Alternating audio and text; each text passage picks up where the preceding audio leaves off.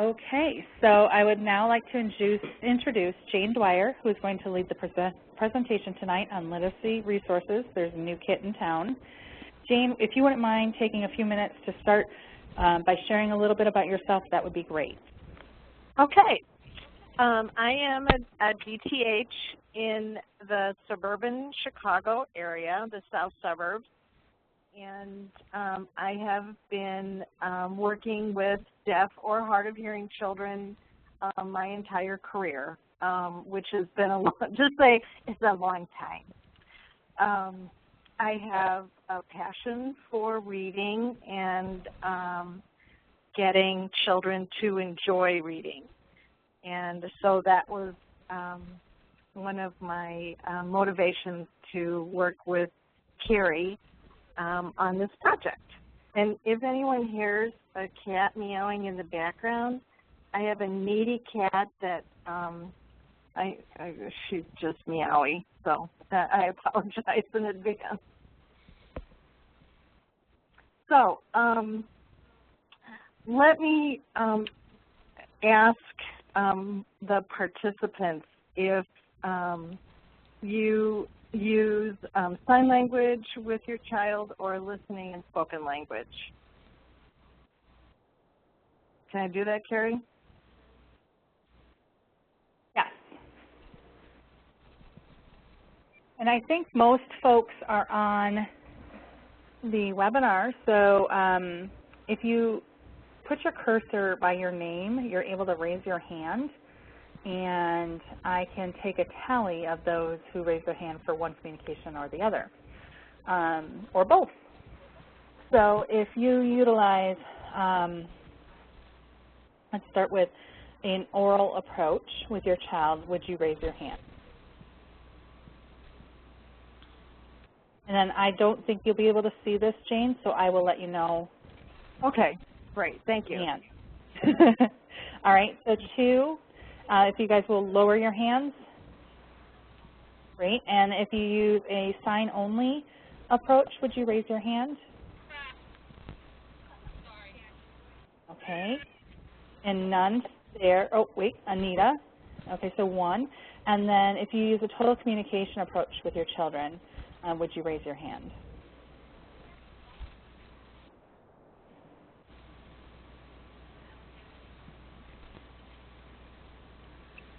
Oh, about 6, I think. It's hard because I'm scrolling and the hands move.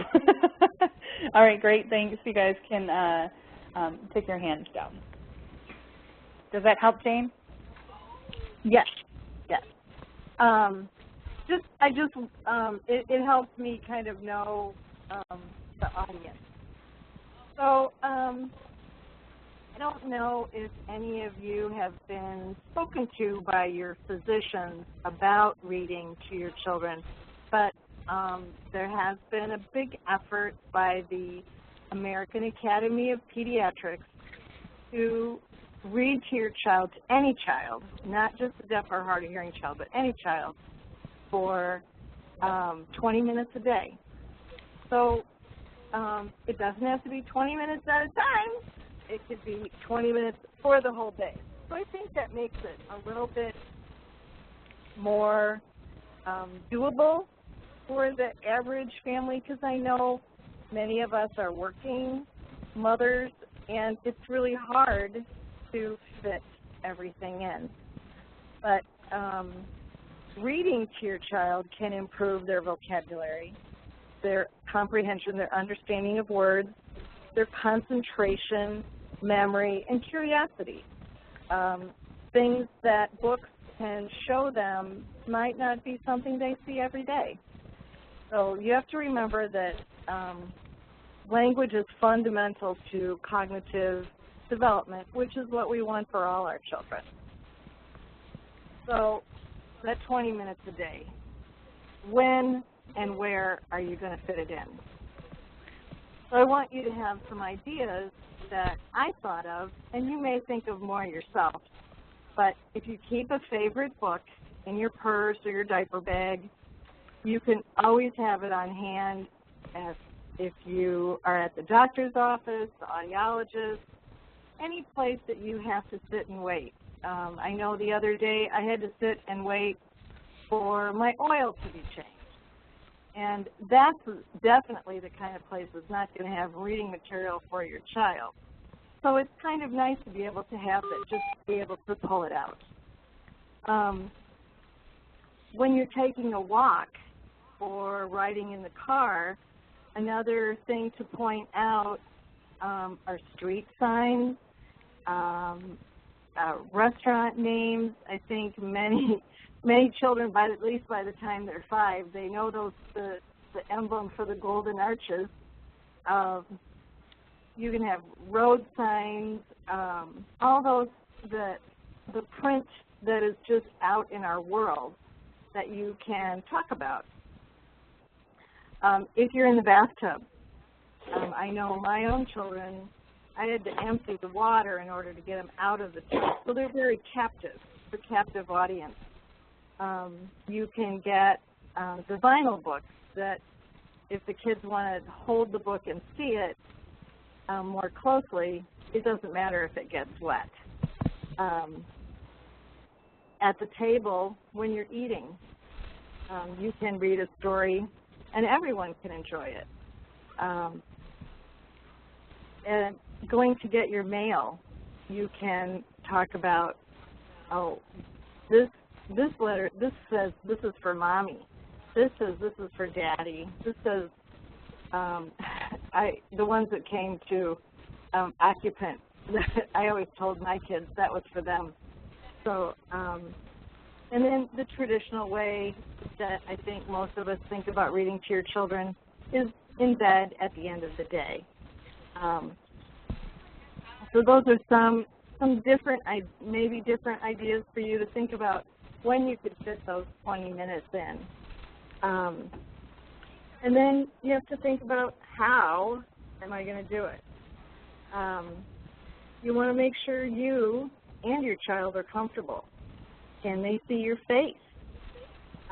You want to be sure if your child has a unilateral hearing loss, you're on their better side, their better hearing side.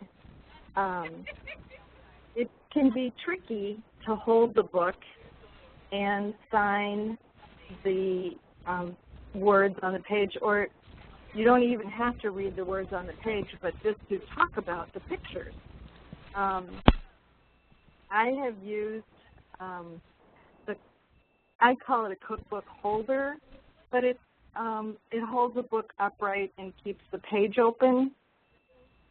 But you can also just put rice in a tube sock and lay it across the page and have it, you can be able to, the page will stay open and you can talk about the pictures on the page and it won't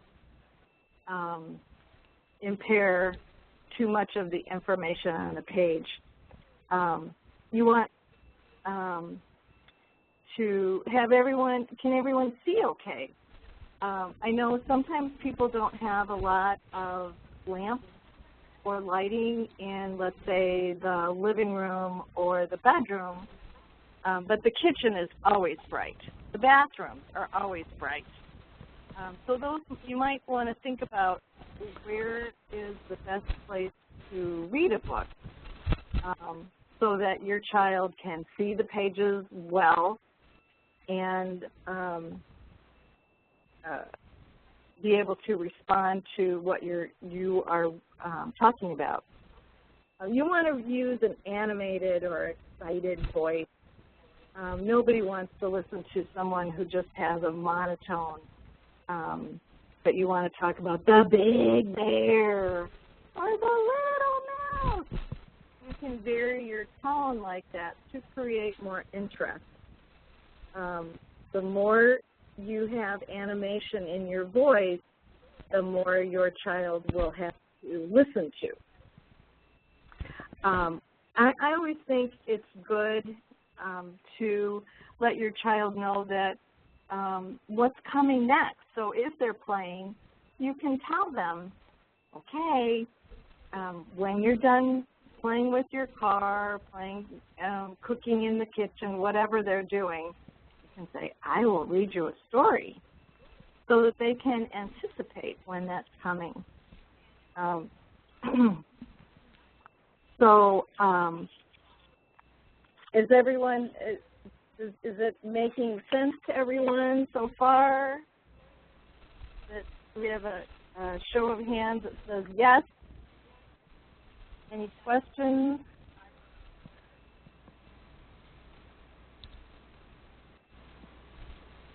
We got quite a few hands up, so we're looking good. Okay, all right, good. So now it comes to what kind of books do I pick?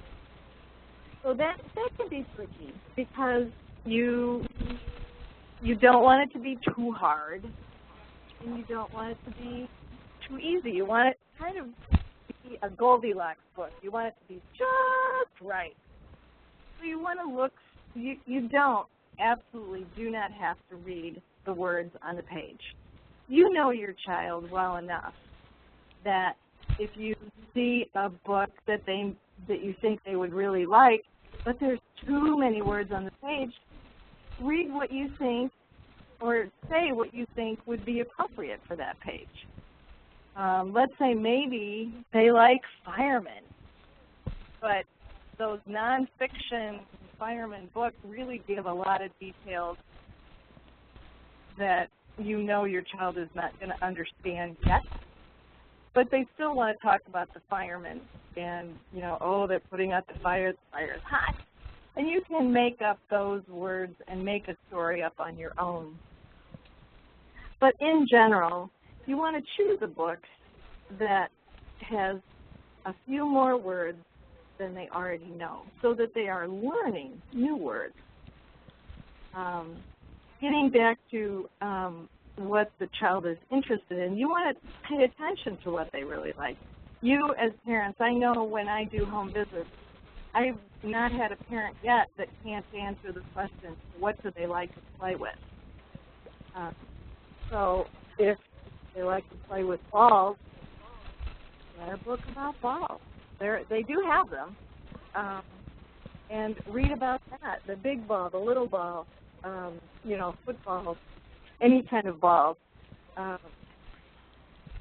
And just go with what they will be more interested if they can read about what they like.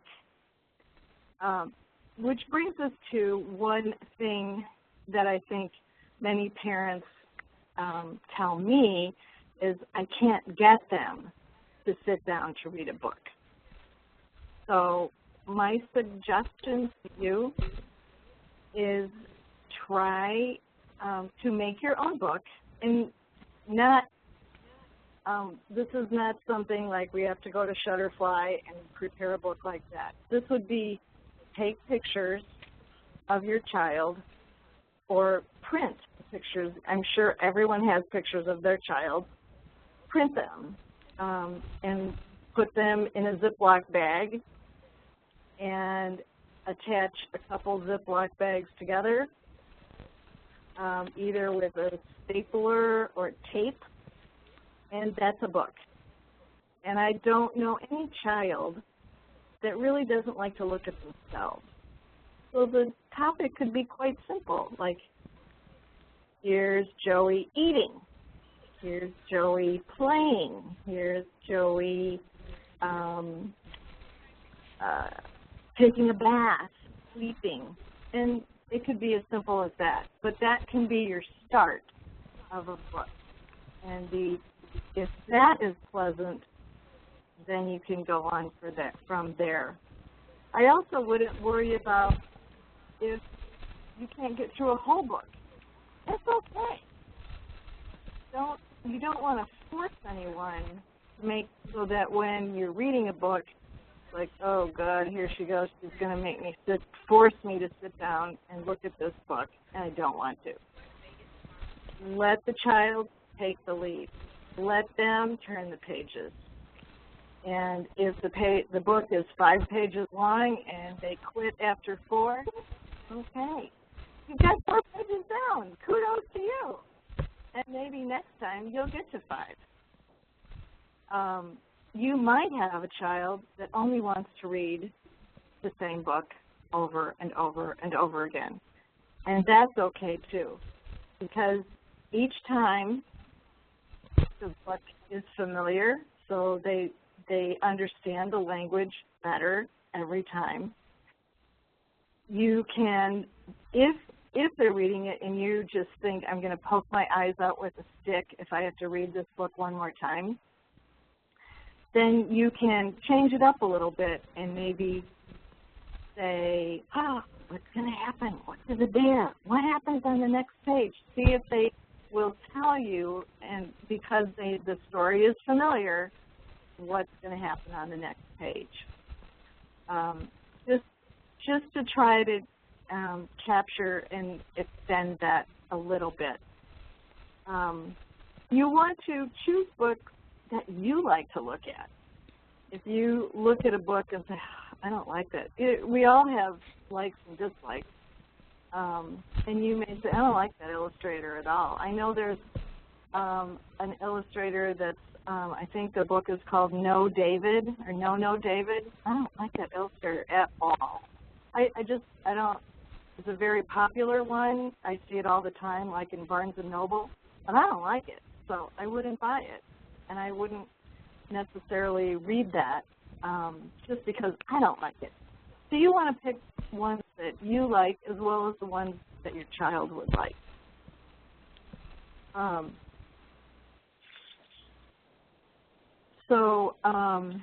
I have included a list of books that I like, but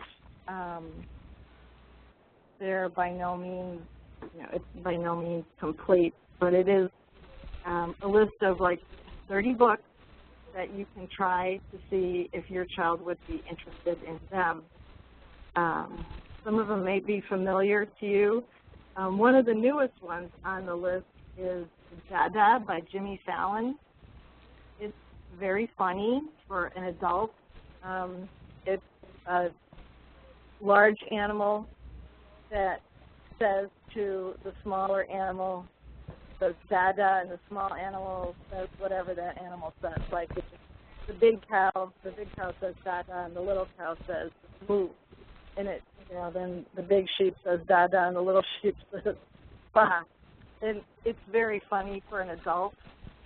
And they never do say Dada. Nobody says Dada in the whole book, except the big animals.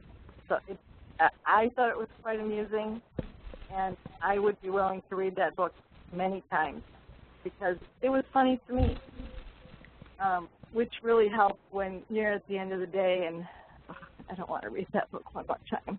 But if it's humorous and it can kind of extend that. So, any questions so far?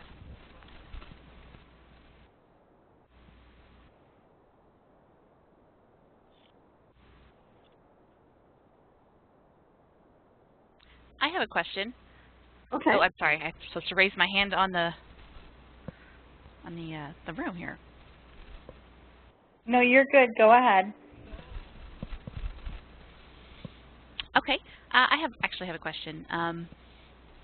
Do you have anyone that has experienced, or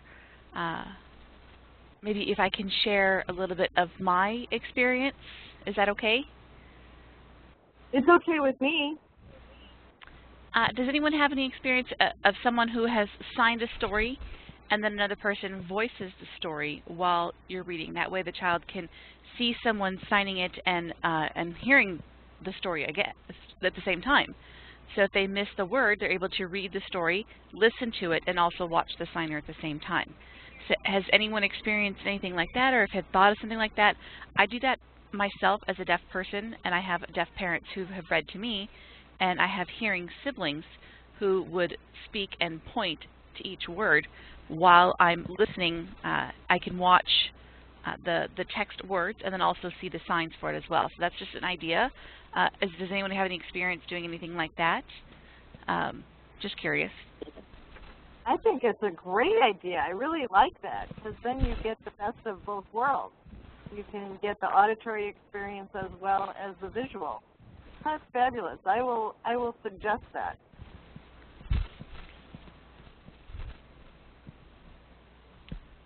I know previously when I went to a hearing school where there was all hearing children present and I was the only deaf child there, I would try to figure out what my classmates were doing, and the teacher would notice that, and they asked for me to bring the book home, and it was maybe like 2 or 3 word sentences until like see Bill run, that type of book. And I looked at it and I said, S-E-E, what does that mean? Okay, I understand the letter S, and I understand the letter E and the letter E, okay, but now putting it together, I have no idea what it meant. So I would fingerspell Bill, B-I-L-L, R-U-N, didn't understand, I understood the letters, you know, like the alphabet letters, but if you put them together in word form, I didn't understand it. So I waited till my mom came home from work and I asked her, what does this mean? And she signed it to me, C, and signed the word C. My mom wasn't able to use her voice at all, so she would sign to me C, and I went, oh, S-E-E means the sign C, like I see with my eyes. Bill, I said, that's the boy's name. Bill, oh, that's a boy's name. Got it. Okay, that makes sense. Now run, she would sign run like running a race, you know, with my feet. So she'd explain how the boy's feet were moving and the boy was running, and I said, oh, okay, that's what it means. And I waited for my sister to come home, and I asked, you know, for her to read to me, and she would point to the letters, and I would listen. See Bill run, and I said, oh, okay, see Bill run. That's what it sounds like. And then I would sign it while voicing at the same time. So that was really amazing. It was an amazing learning experience for me. So I wanted to share that with you, to some other parents, to see if maybe that's something that would help their child learn a little quicker with both languages. Yeah, that's my ancient learning style, but that's just me. I like including that you included your sister. Is it your sister? I really like including the siblings because yeah, it's my hearing sister. Yes, yeah, I like that. That's a good way to make the sister feel important, as well as giving her the opportunity to maybe learn something new too, depending on if they're older or younger. Absolutely. So any other questions?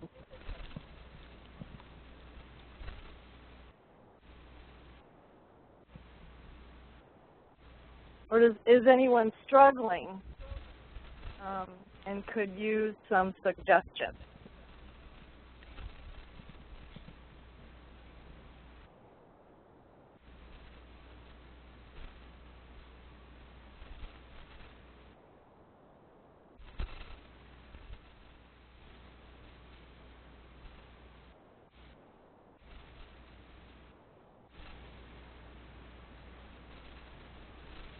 I have another question. I'm sorry. Oh, I'm supposed to hit the button again. Whoops. There we go. It's me again. So, just another little tidbit, something that you just mentioned. Make sure you don't using the monotone voice. That way, kids get bored with the story. You know, involve some activities and some actions, and have it like a game. That way, the children can really enjoy it and make it fun. Make it a game. You say, like ba ba ba. You know, which animal says ba? You know, and find the page, and they have them flip through the book. Is it a dog? Is it this one? Is it this animal? Is it the sheep? Yeah, and they say, yeah, the sheep says ba. Now, okay, now woof, woof, woof. Who says woof? Which animal says woof? And they kind of joke through it, and they point to the dog. It's kind of make fun. It makes it fun for them, and then ask the child to make the noise. You know, say a dog is barking, saying arf, arf, arf. So kind of teaching the children to use their voice and their speech. If they have a speech delay or a speech disorder, that will help at the same time using their listening skills and their facial expressions to help them develop those skills to be able to learn to read. Some children I know have had some issues. At first they're very shy, and that's okay, but they will make baby steps and be able to connect to these books and end up really enjoying reading. So that's just another tidbit that I had for you. That's a good idea. Another thing you can use is puppets.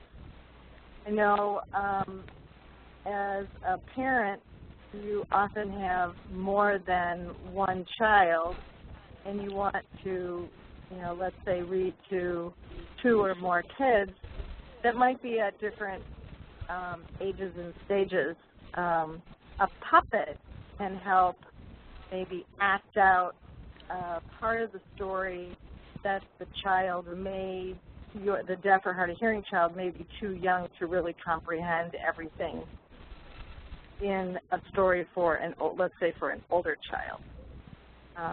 You can use a puppet to keep them occupied and perhaps act out parts of the story that they may not understand.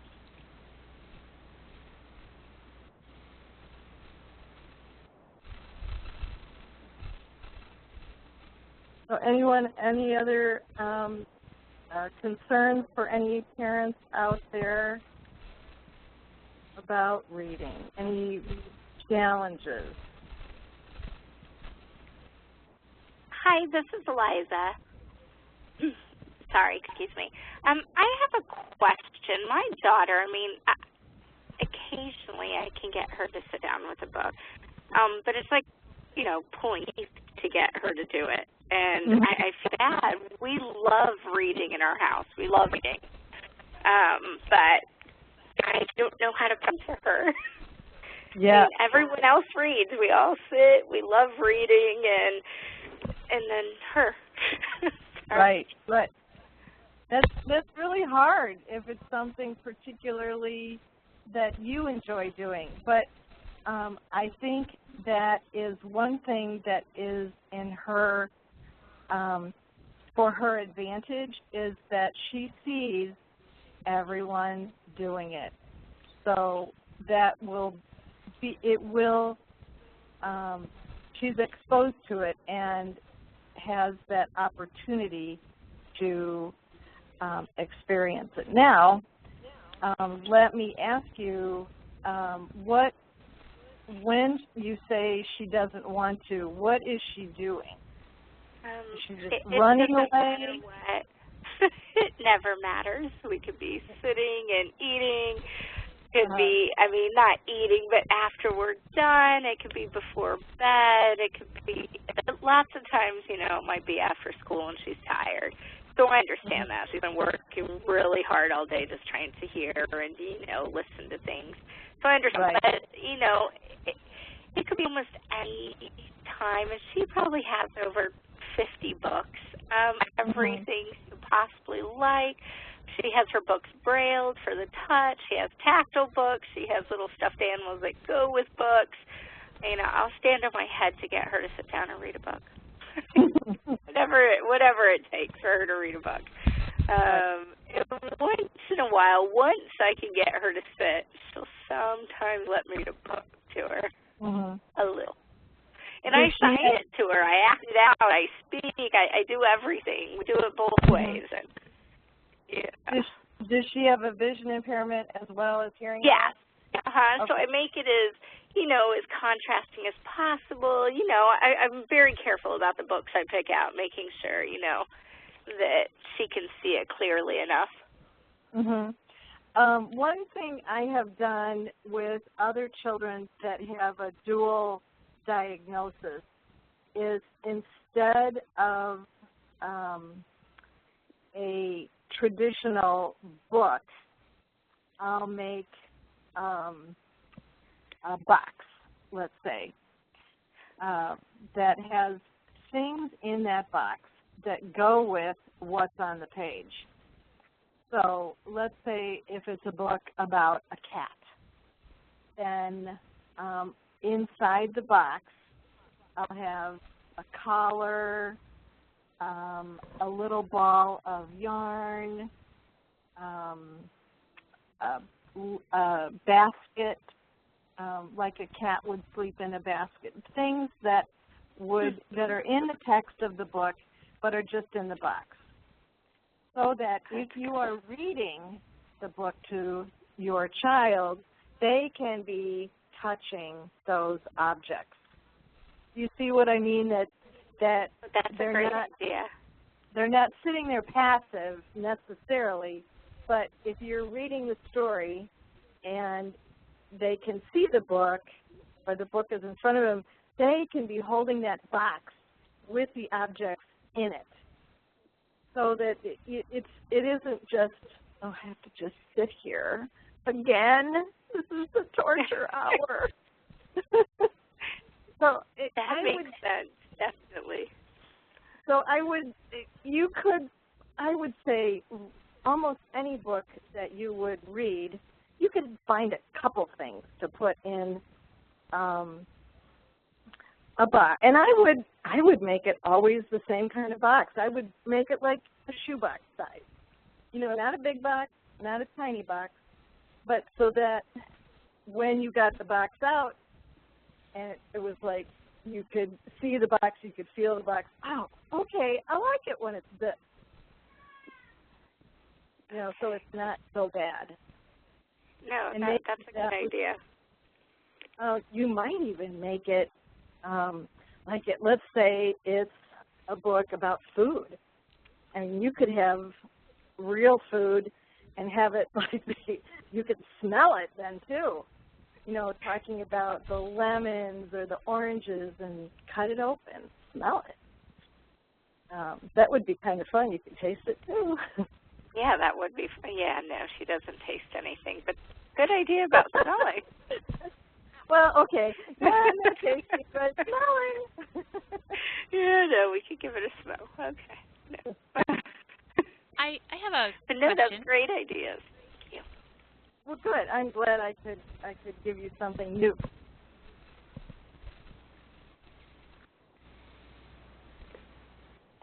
Anyone else want to hit me up with a challenge?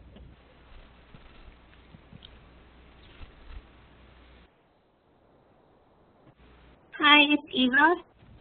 Okay.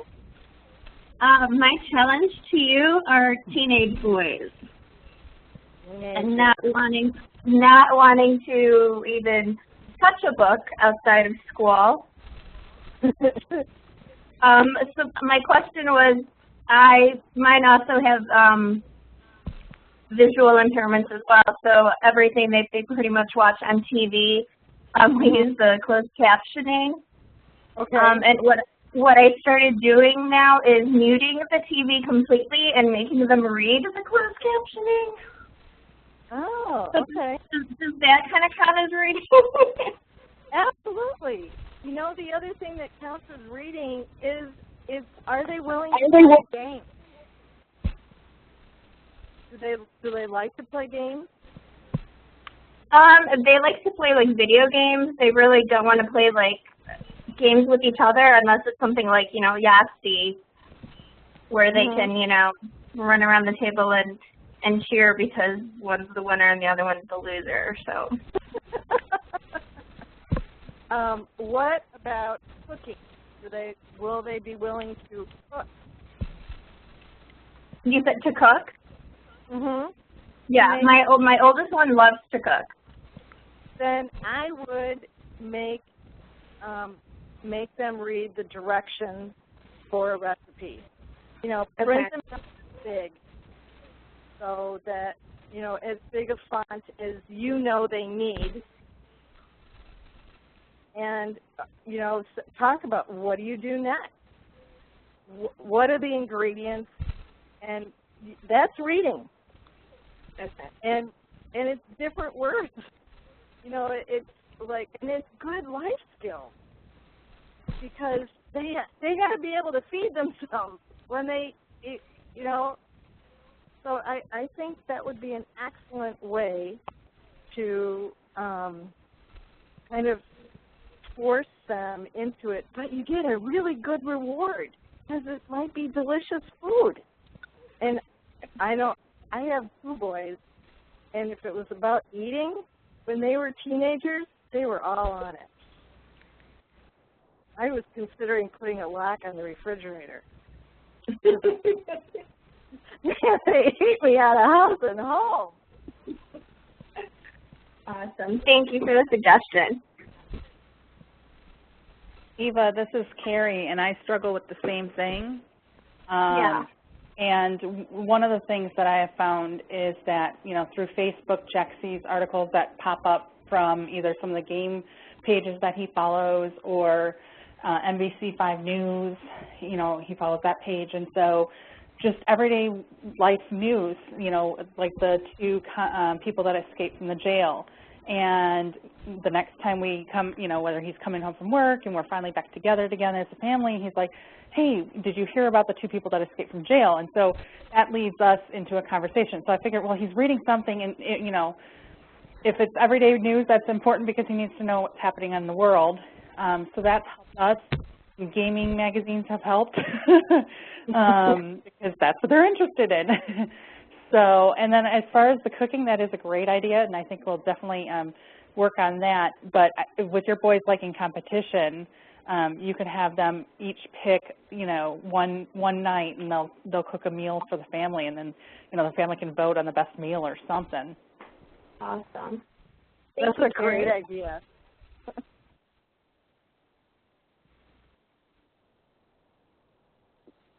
You could have it be like chopped. Yeah, that would be fun. Your own personal chop challenge for your family.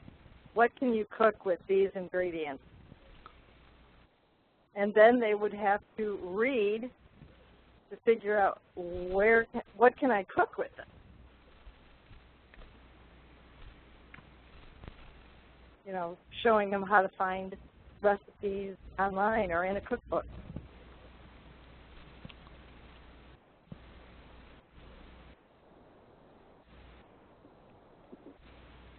So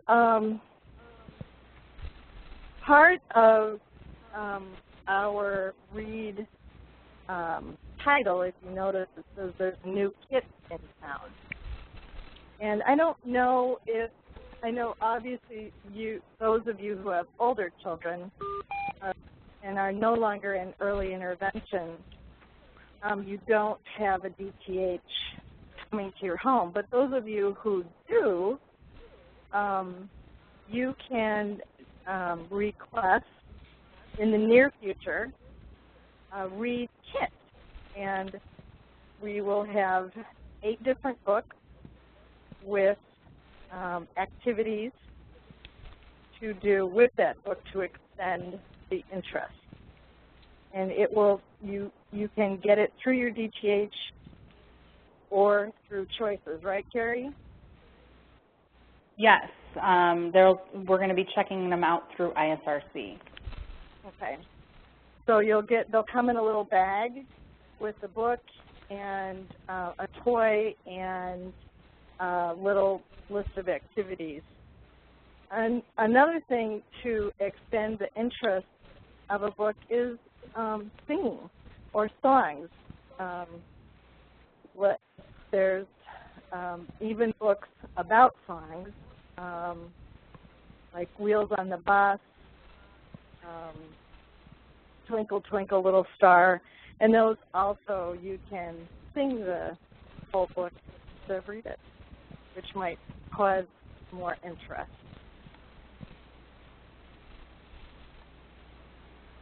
So any other stump the speaker challenges for me?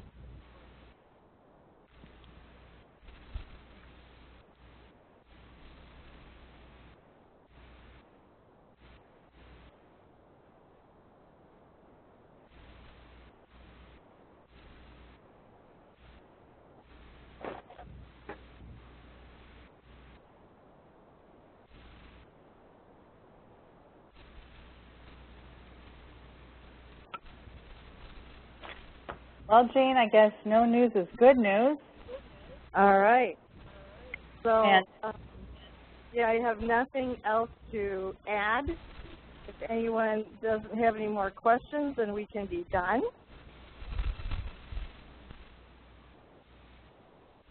I think so. Thank you all for being on the call. Thank you, Jane, for sharing your wisdom and expertise tonight. And like she had mentioned, those kits are part of the Choices for Parents program. You can see if there's any information on their website or possibly Facebook page when those will get released, but I know that they're planning on releasing them in the fall. And There won't be 8 kits to start. I think the first year will just be 2 kits, and then it's like a 3-year project. So over the course of the 3 years, the total of the 8 books will roll out. And there's no cost to check them out. They are sent to you through the mail if you don't have a DTH to access them. And then once you're done, there'll be postage to send them back in the mail. So easy, easy, and what a great way to share your love of reading with your kiddo. So, and you can scoop your DTH if you talk about that with them. They may not know yet, so you can tell them that this is coming. Yeah, absolutely. So thank you again for joining us Monday evening. I know it's tough coming off the weekend, but I appreciate it. And there is no call set up until, let's see, September. Yes, September will be our next call for all. I'm working on the topics for September, October, November. So as soon as those are finalized, the flyer will go out, and you guys will know what the upcoming calls are. So thank you so much. Have a good night, everyone. Thanks, Carrie. Thank you. Bye-bye. Bye.